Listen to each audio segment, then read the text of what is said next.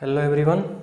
तो जैसे कि कल हमने देखा था कि प्रथम आंग्ल सिख युद्ध कि अंग्रेज़ों ने कैसे सिख संप्रदाय को हराया, कैसे पंजाब में प्रथम युद्ध होता है और पंजाब में प्रथम युद्ध के क्रम में किस प्रकार लाल सिंह की हार होती है, हमने कल देखा। ठीक है, तो आज की क्लास में हम उसके जस्ट आगे से स्टार्ट करते हैं पढ़ना। देखिए, बात ये होती है कि जैसे ही प्रथम आंग्ल और सिख जो प्रथम युद्ध हुआ, उस युद्ध में क्या होता है, उस युद्ध में होता है कि लाल सिंह की हार होती है। जो सेनाध्यक्ष थे ब्रिटिश अधिकारी गफ के नेतृत्व में, और लाल सिंह ने सिख संप्रदाय का झंडा उठाया हुआ था और सिख संप्रदाय का सेनापति था लाल सिंह, और लाल सिंह की हार हुई। उसके बाद अंग्रेज़ों ने जो संधियाँ की, उस संधि में कश्मीर प्रांत को उन्होंने इस पंजाब से कश्मीर प्रांत को लेकर उन्होंने गुलाब राय को भेज दिया था। लेकिन जैसे ही उन्होंने गुलाब सिंह को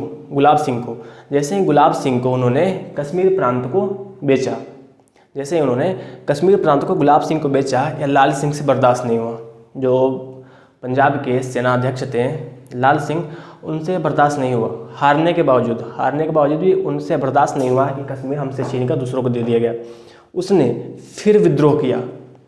पहला युद्ध हार चुका था, लेकिन इतना भी उसको समझ नहीं आ रहा था कि अब मुझे सेना को सुदृढ़ करना चाहिए। लेकिन उसने क्या की, दोबारा युद्ध कर दी, जस्ट उसके बाद विद्रोह कर दी। 1846 ईस्वी में 45 से 46 तक प्रथम आंग्ल युद्ध हुआ था, आंग्ल और सिख युद्ध हुआ। लेकिन जस्ट उसके बाद 1846 ईस्वी में ही फिर इनका लाल सिंह का विद्रोह होता है कश्मीर के मुद्दे पर लेकर। इस विद्रोह में अंग्रेज़ों ने फिर इस विद्रोह को दबा दिया। मतलब लाल सिंह को फिर हराया, और हारने के बाद कहा कि अब आप लोगों को एक संधि करनी पड़ेगी। ठीक है ना, उस संधि को कहा गया भैरोवाल की संधि।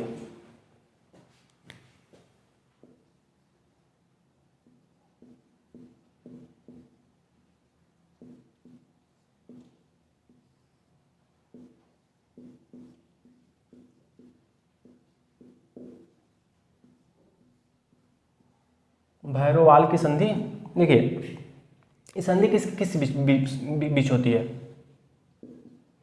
दो लोगों के बीच होती है संधि। जो भैरोवाल की संधि था, ये संधि दो लोगों के बीच होती है। एक दिलीप, जो पंजाब के राजा थे, दिलीप सिंह। एक होता है दिलीप सिंह, इधर क्या थी, कंपनी ने भैरोवाल की संधि की। दिलीप सिंह थे और कंपनी के बीच में एक संधि होती है दूसरा युद्ध हारने के बाद 1846 ईस्वी में एक संधि होती है। इस संधि के तहत अंग्रेजों ने कहा, दिलीप सिंह को अंग्रेजों ने दिलीप सिंह को नाबालिग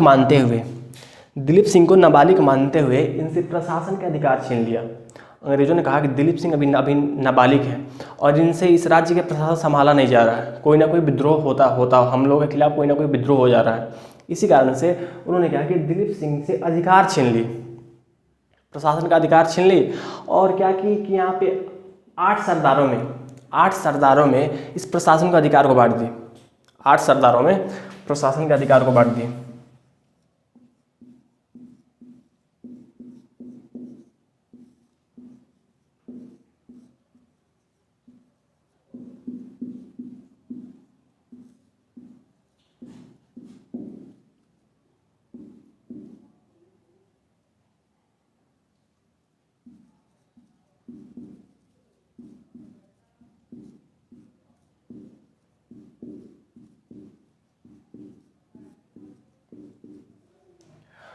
8 सरदारों में प्रशासन के अधिकार को बांट दी। कहा कि अब प्रशासन आप नहीं संभाल सकते, ये 8 सरदार ही अब प्रशासन संभालेंगे। दूसरा पॉइंट वो कहते हैं, अब लाहौर में मेरे प्रतिनिधि के साथ साथ जो प्रथम आंग्ल और सिख युद्ध के बाद जब लाहौर में एक प्रतिनिधि रखा गया था हेनरी लॉरेंस को, अब वो कहते हैं कि हेनरी लॉरेंस तो रहेंगे ही, इनके साथ साथ अब मेरी एक सैन्य टुकड़ी रहेगी, लाहौर में एक सैन्य टुकड़ी रहेगी। ठीक है, कि लाहौर में एक सैन्य टुकड़ी रहेगी जो यहाँ की जो विद्रोही शक्तियों को, जो लोग विद्रोह करना चाहते हैं उसको उनको दबा के रखेगी। कब तक? कब तक ये कायम रहेगा? जब तक दिलीप सिंह नाबालिग है। दिलीप सिंह जब तक नाबालिग है तब तक ये 8 सरदारों में सत्ता का विभाजन रहेगा। सत्ता 8 सरदार द्वारा प्रशासन का कंट्रोल किया जाएगा। और यहाँ पे एक सैन्य टुकड़ी का स्थापना हो गई, लाहौर में सैन्य टुकड़ी का स्थापना।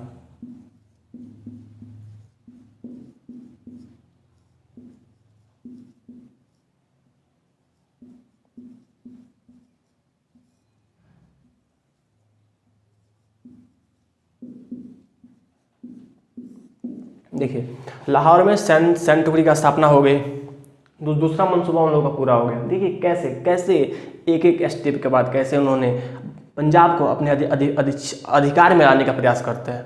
ठीक है, पहले हेनरी लॉरेंस को रखा प्रतिनिधि के रूप में, पहले इनको ही शासक माना, इनसे 1.5 करोड़ रुपया ले लिया। उसके बाद क्या किया कि इनको कहा कि नाबालिग हैं। अगला युद्ध में कहा कि ये नाबालिग हैं, अब इनके जगह पे 8 सरदार ही शासन करेंगे। लाहौर में से सैन्य टुकड़ी को स्थापित कर दिया, अपना कंपनी का सेना को लाकर लाहौर में रख दिया। अब कहता है जो महारानी जिंदन है, महारानी जिंदन से उनका अधिकार छीन ली, महारानी जिंदन से उनका अधिकार छीन ली और उन्हें शेखपुरा भेज दिया। शेखपुरा एक प्रांत है, शेखपुरा। अब क्या किया अंग्रेजों ने, महारानी जिंदन से, जो महारानी जिंदन थी उनसे उनका अधिकार छीन ली, जो प्रशासन संभाल रही थी। उनको 48,000 रुपया पेंशन के रूप में स्वीकारी कंपनी को मैं दूंगी। कि कंपनी ने कहा कि मैं आपको 48,000 रुपये पेंशन के रूप में दूंगा और आपको इस शासन पद्धति को छोड़ना पड़ेगा, आप पेंशन लीजिए और शेखपुरा जाइए। तो महारानी जिंदन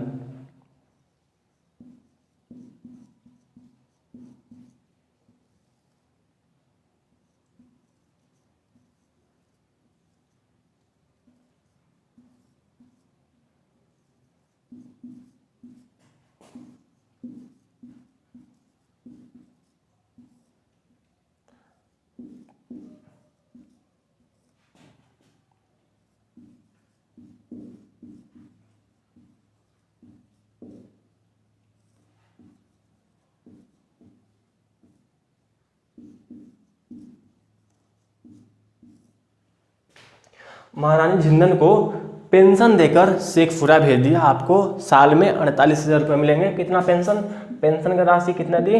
पेंशन का राशि 48,000 रुपया।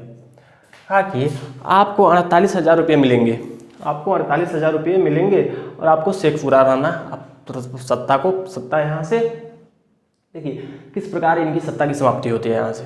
ठीक है, जस्ट ये होता है 1846 ईस्वी में भैरवल की संधि, जो लाल सिंह के वजह से युद्ध हुआ।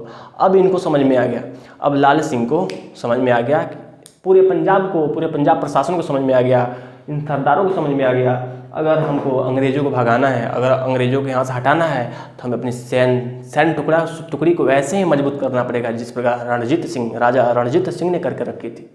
इन्होंने क्या की, फिर अपने सेना को प्रशिक्षित करना आरंभ किया, फिर अपनी सेना की संख्या बढ़ाना स्टार्ट की। बात होती है इसी क्रम में 1848 ईस्वी में डलहौजी का आगमन होता है। डलहौजी कौन? Governor general Dalhousie.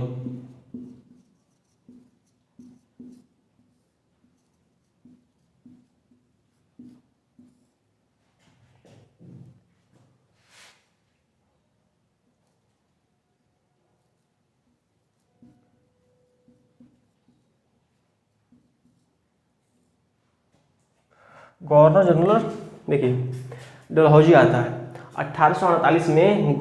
भारत के गवर्नर जनरल के रूप में किसको कंपनी स्थापित करती है, भारत में लाती है, तो डलहौजी कहलाती है। डलहौजी वही है जिन्होंने भारत में विलय और विस्तार की नीति को आगे करने का निर्णय लिया। यह आता है 1813 ईस्वी में। मैंने आपसे बताया था कि 1813 ईस्वी में कंपनी ने विलय और विस्तार की नीति लागू की थी कि जितना जल्दी हो सके भारत के पूरे क्षेत्र को अपने कब्जे में की जाए और अपने व्यापार का विस्तार किया जाए। यहाँ पे हर क्षेत्र में अपना ही व्यापार होना चाहिए और इस नीति को और आगे बढ़ाने के लिए डलहौजी आता है। डलहौजी आते ही कहता है कि नहीं, ये जो पंजाब प्रांत है इस पे अपना अधिकार होना चाहिए। पंजाब प्रांत इन लोगों का अधिकार में नहीं चलेगा, जो इन सरदारों के अधिकार में पंजाब प्रांत चल रहा था और इस सरदारों के अधिकार में नहीं चलेगा। अब कहता है कि पंजाब प्रांत को अपने अंडर लाना पड़ेगा। बात होता है कैसे, इसने दिमाग लगाया, बोला कि कैसे भी हो, जिस प्रकार आरंभ में प्रथम सिख और आंग्ल प्रथम युद्ध कराने के लिए कुछ लाल सिंह तेजा सिंह के खिलाफ कुछ उत्तेजक बातें बोली गई थी, धर्म के बारे में बातें बोली गई थी, जिसकी वजह से युद्ध हुआ था। वैसे ही इसने अपनी कूटनीति को लागू की और कहता है कि हमें कुछ ऐसे नीति अपनाना चाहिए जिसके कारण यहाँ पे युद्ध हो। लेकिन ऐसा नीति कोई लागू होता नहीं है। इसने क्या किए, जो पूरे 4 भागों में प्रशासन बटे हुए थे,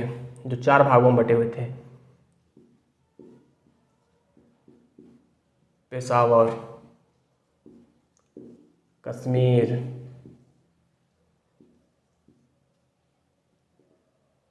लाहौर और मुल्तान।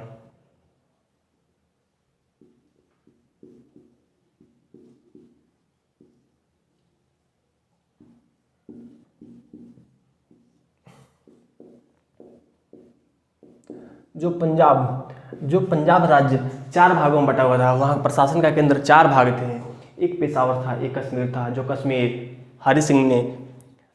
को गुलाब सिंह ने जिस कश्मीर को खरीद ली थी, गुलाब सिंह। और मुल्तान प्रांत था, लाहौर प्रांत था और पेशावर था। ये तीनों प्रांत पंजाब के अधीन थे।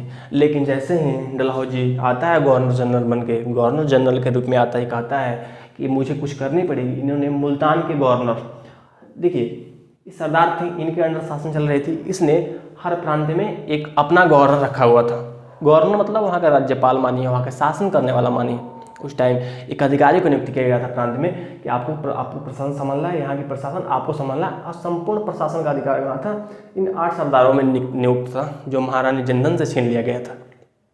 उसके बाद क्या होती है कि गवर्नर जनरल डलहौजी जब आता है तो बोलता है कि इस मुल्तान के जो गवर्नर था उसको मारकर अपदस्थ कर देता है।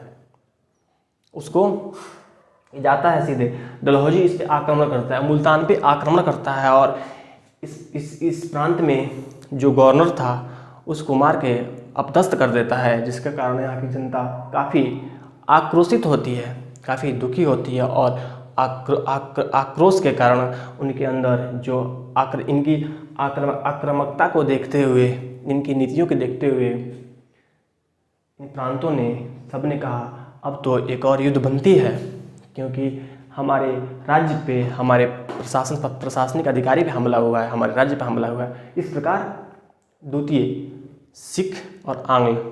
युद्ध की शुरुआत होती है। आंग्ल और सिख द्वितीय युद्ध की शुरुआत होता है कब? 1848 से 49 ईस्वी तक चलता है। देखिए इसको मिटाया जाए।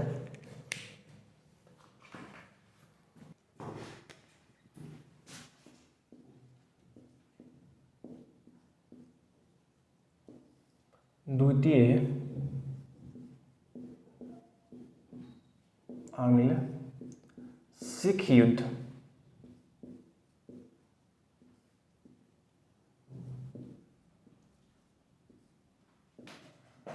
1848 से 49 ईस्वी। देखिए द्वितीय आंग्ल सिख युद्ध की शुरुआत होती है, जो गवर्नर जनरल डलहौजी के नेतृत्व में युद्ध लड़ा जाता है। अब बात होती है, युद्ध हुआ,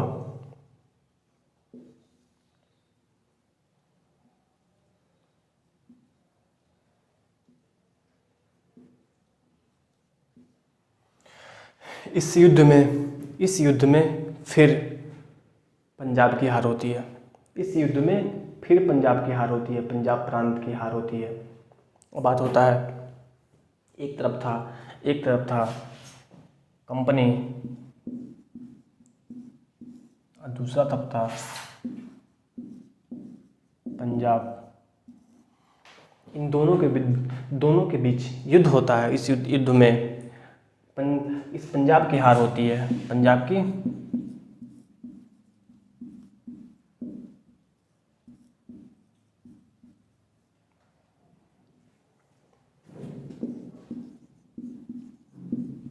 चार्ल्स नेपियर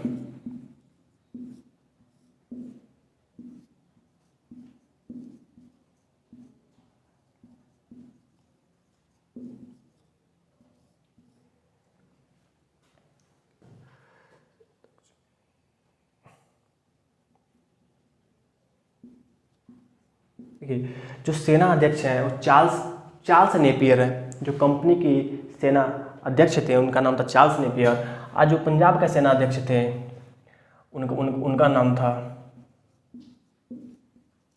सेना अध्यक्ष, इनका नाम था शेर सिंह।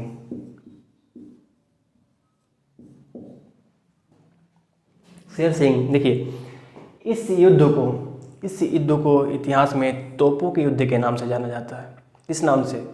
जो द्वितीय आंग्ल सिख युद्ध होता है, इस युद्ध को इतिहास में तोपों के युद्ध के नाम से जाना जाता है। तोपों के युद्ध। इसे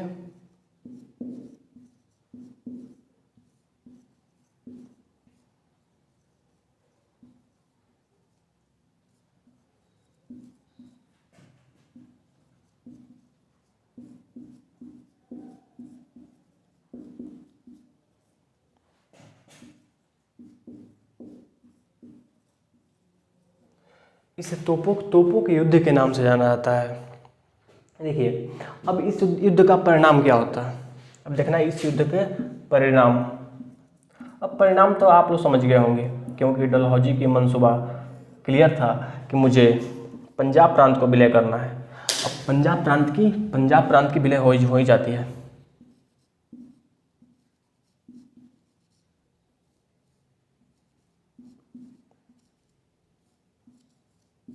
पंजाब प्रांत की विलय।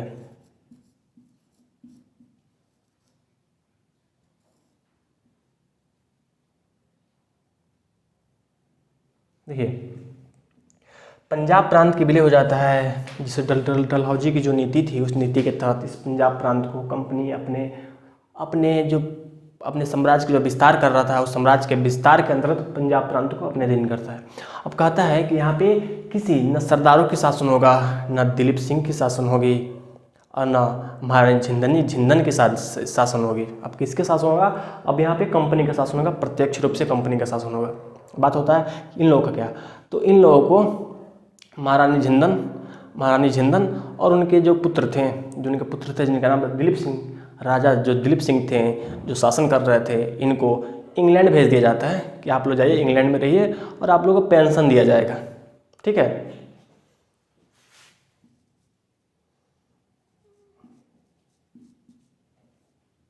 रानी झिंदन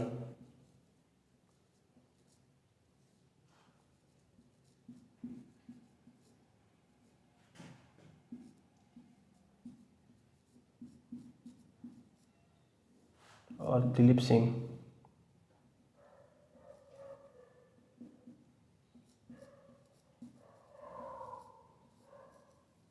सिंह को ब्रिटेन भेज दिया जाता है।